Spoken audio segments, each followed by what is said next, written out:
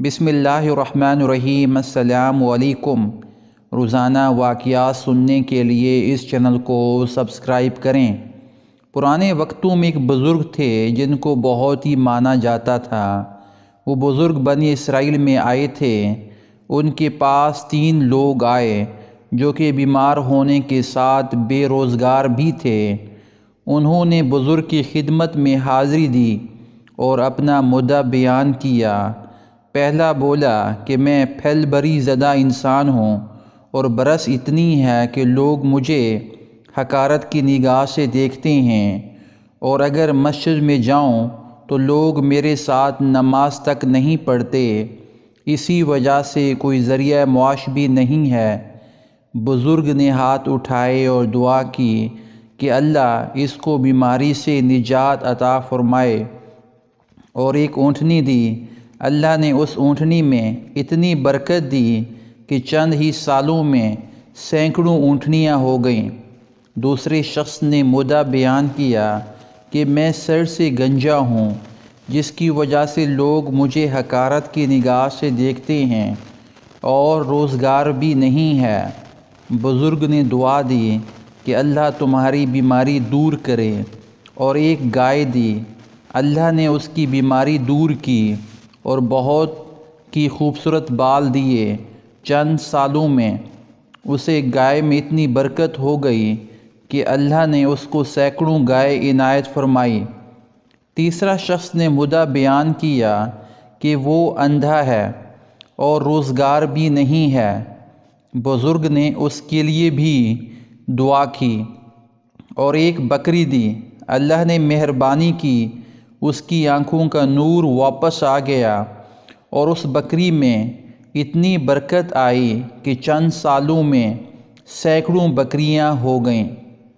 کچھ سالوں بعد وہ بزرگ پہلے آدمی کے پاس آئے اور بولا کہ میں بے روزگار ہوں، اللہ نے تمہیں بہت مال و دولت دی ہے، اور اللہ کے دیے ہوئے میں سے کچھ دو۔ وہ بندہ غصے ہوا اور بولا میں نے محنت کی ہے، میرے باپ دادا نے مجھے جائیداد میں حصہ دیا، تم یہ کیسی باتیں کر رہے ہو؟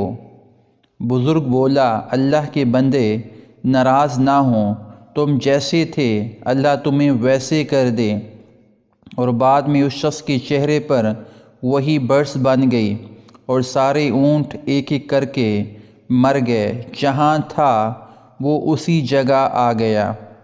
بزرگ دوسرے انسان کے پاس گئے اور بولا کہ اللہ کے نام پر کچھ دو، اللہ کے دیے میں سے آپ نے دینا ہے۔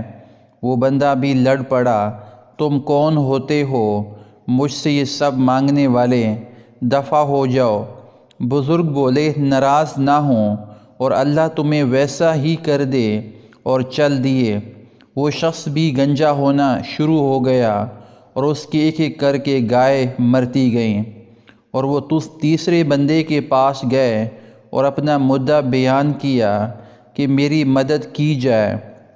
تیسرا بندہ رونے لگ پڑا اور بولا کہ میں غریب اور اندھا تھا، مجھے اللہ نے بعد میں ایک بزرگ سے دعا سے بہت کچھ دیا، یہ اس کا اللہ کا مال ہے، آپ نے اللہ کے نام پر مانگا ہے، جتنا آپ کا دل کرتا ہے آپ ان بکریوں سے لے سکتے ہیں۔ بزرگ بولے ارے بھائی، میں اللہ کا فرشتہ ہوں، اور اللہ نے مجھے تم لوگوں کا امتحان لینے بھیجا ہے۔ پہلے 2 غرور اور مال کے تکبر کی وجہ سے خسارے میں رہے، تم کامیاب ہو گئے، اللہ تمہیں یہ مال نصیب کرے، اور چل دیے۔ انسان کو چاہیے کہ تکبر نہ کرے، اپنی پیدائش کو نہ بھولے، اور اللہ کے دیے ہوئے میں سے اللہ کے راستے میں خرچ کرے۔ جزاک اللہ خیرہ۔